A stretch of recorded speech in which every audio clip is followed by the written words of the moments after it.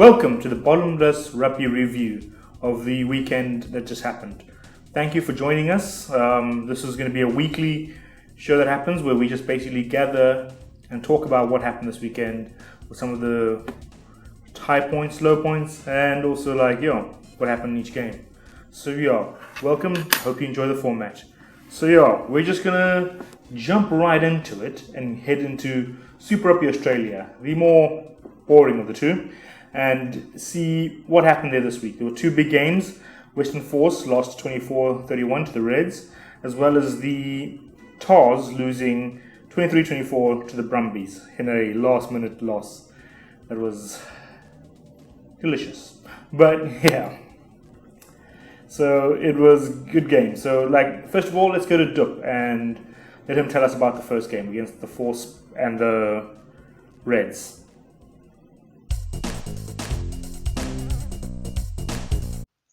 Hey, how's it guys? This is Dr. Du from Bottomless Rugby.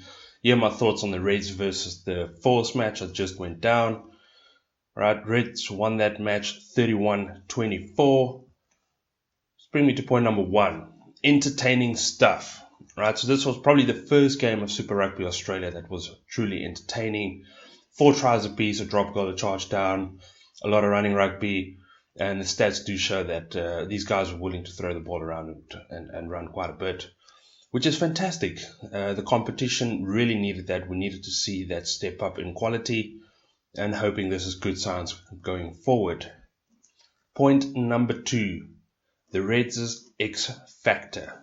Right, now, before the match I said this is probably going to be one of the things to keep an eye on, and it turned out that it was, right? I did say Chris Fauta-Sautia was going to be someone to keep an eye on, but then Filippo Dagunu came in and he was just an absolute beast.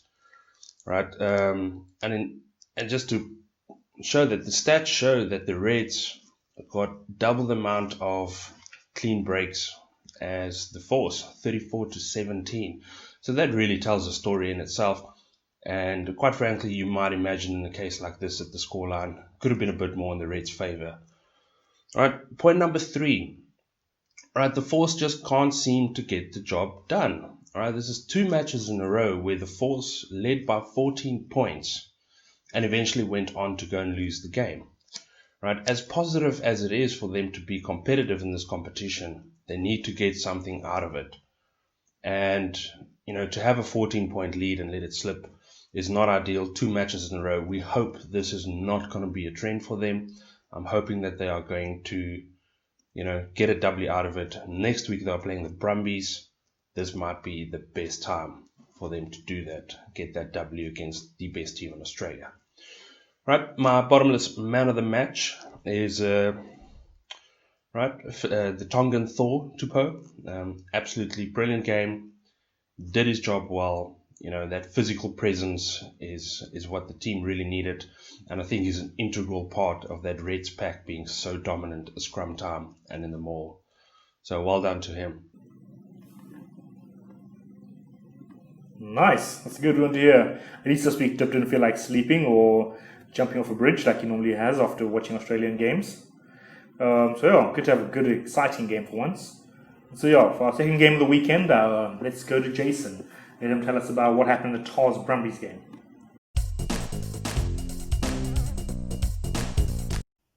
Welcome to the Bottomless Rugby review of the Waratahs versus Brumbies match that happened on Saturday. A very tense Aussie derby competing for top spot on the log. They ended with the Brumbies getting a late winner to win 24-23. And that brings me to point number 1, which is the Brumbies were sloppy today. And look, I know, it's weird to say when they dominate possession, they dominated territory, and they dominated all the attacking stats. But let's look at some other things. They conceded 14 turnovers to the 9 of the Waratahs. They only managed 50% of their kicks on goal. And when it gets to the set piece, their strength, let's not forget, they only managed just under 64% of their lineouts to win them, and only won just under 67% of their scrums. The Waratahs aren't particularly strong in any of these areas, so that's a major concern. But the Brumbies won today due to a large part to the Waratahs' inability to close out a match. They were leading for most of this match today. And in the end, they were doing all the right things, keeping the Brumbies pinned in their own territory, kicking them back to their try line, and then using the defence to keep them pressed there. But unfortunately, they just gave the Brumbies a possession they needed to exploit the Waratahs' defensive issues and discipline issues and get up the field to score that match-winning try. So, with that being said, I think point number 3, the Brumbies are untouchable in Australian rugby. The Waratahs are one of their closest competitors, and despite Brumbies playing so bad today, they could not get that win. And when you think about it, the only other competitors are the Reds, and they haven't been shining too brightly themselves.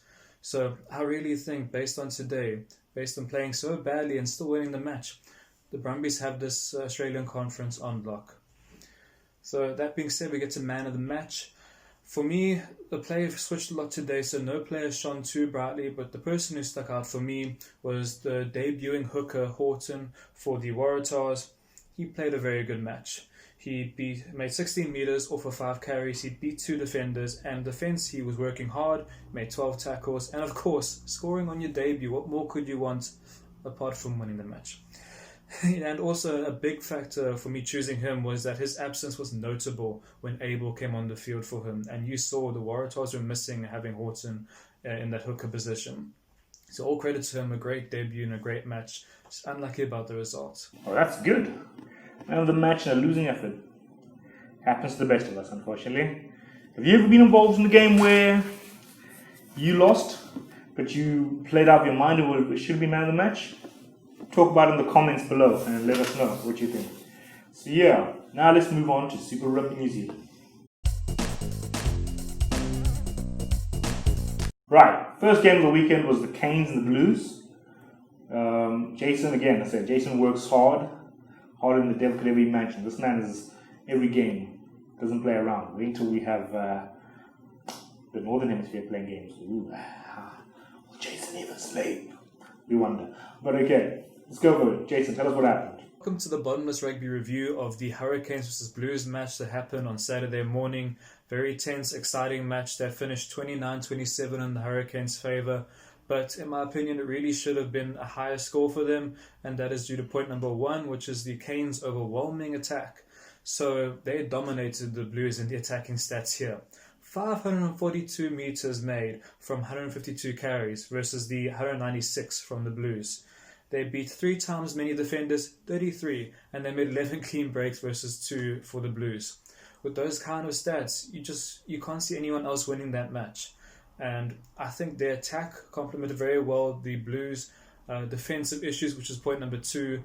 Usually a very solid defensive side. I praised them very highly for that against the Crusaders. But in this match, 33 missed tackles, and that is just unacceptable in such a close affair where you're trying to compete for log position here. And I think that was compounded by point number 3, which is absentee issues for the Blues. They were missing their captain, James Parsons. His experience and composure on the field would have been invaluable. They were missing Gibson and Satutu. Strong loose 3 players for them who would have really helped with progressing the ball forward with carries and also tackling on defence. And of course, big player number 4. Dan Carter was meant to play this game, especially with Atea Black being injured. A player like Carter coming on would have been invaluable with his experience and his playmaking ability, but alas, it was not to be. Now, talking about obvious results, we have to go to obvious man of the match, Ngani Laumape. He had a blinder today.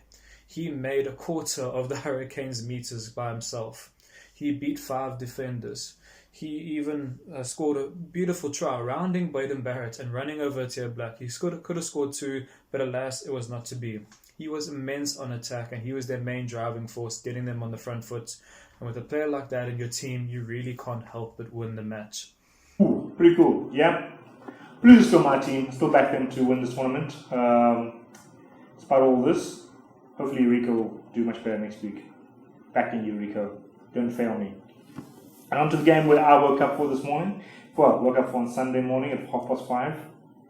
Man, this is getting more and more brutal. It's so weird. I normally wake up early in the mornings, but for some odd reason, I struggle because I need to wake up and do something. But yeah, let's get into it. Now, this was between the Chiefs and the Highlanders. 3 major points that I saw from the game. Number one, what has happened to the vaunted Gatland defence? This man built his entire reputation in Wales on great defence and Warren ball. Seen a bit of the attack happening, but none of the defence. Like, I have no idea what's going on there. They're just getting torn apart. Especially that Nareki try. It was just like, he sliced through the entire team from 58 metres. That was just terrible defence. Number two, Joshua Ione came on the field and changed the game. They changed him in for Rob Thompson, who had caught a yellow earlier, and probably they were worried that he might get a second. But yeah, he was not quite making the big breaks that he normally does. So Josh came in, calmed things down at 10. He had Mitch at 15, which he seemed more comfortable at. It also allows Mitch to run a bit more, and he was able to create some stuff from fullback that actually ended up in tries. So yeah, Josh is a calming influence. I think over the next couple of weeks you may see the Highlanders playing, starting him at 10 with Mitch at 15, and that may help calm them down. It may finally be the solution to the 15 issue that they've been having at the Highlanders, you know. So yeah, and that brings me to the final point of the week: Sam Cane. What's going on there, mate? He's supposed to be the best flanker in New Zealand, apparently. That was one of the things that obviously made him captain. He's a great leader and a great player. But right now, I wouldn't rate him. I would not have him over Lachlan Boshier in the national team. Boshier is making breaks, he's scoring tries, he's stealing the ball. Sam Cane is just coasting off that. So I feel like New Zealand will eventually regret the decision to make him captain, especially when he's not even in the top 3 flankers, top 4 even, so he wouldn't even make the bench in my estimation right now based on form. So yeah, it's going to be very interesting to see how that plays out, especially if he ends up playing for New Zealand and plays terribly as well. Good job. Man of the match, one and only Aaron Smith.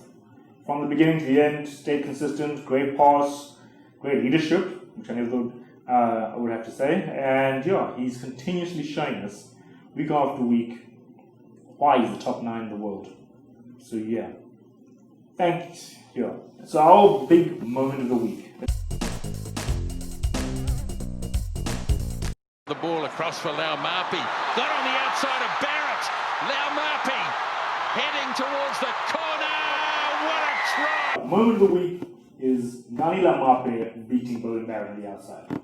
Now, because Ngani normally plays 12, we often have a very limited perspective on how much speed he really has, because he's never really given the chance to break out wide because of how congested the field is at inside centre.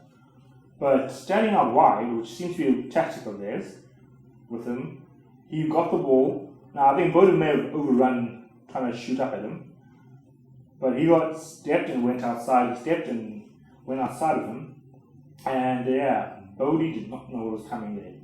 And then Bodie did the one thing which always sucks, where you think you may just be getting on the guy, he jumped out and tried to ankle tap him and missed. That's a moment that you just never forget. It must feel painful when you're just floating there and you think you're going to feel something and nope, you just feel grass. And then by the time at the end of it all, there was a terror black, which is basically just a freeway. And yeah, that was simple and he was over the try line. Ease. So yeah, that was the moment of the week. The ball across for Laumapi. Got on the outside of Barrett. Laumapi heading towards the corner. What a try! Alright guys, thanks for joining us this week, and I hope you have a good bottomless week. Thursday evening we'll be dropping our previews, so enjoy yourselves and yeah, have a good coffee all day. Cheers.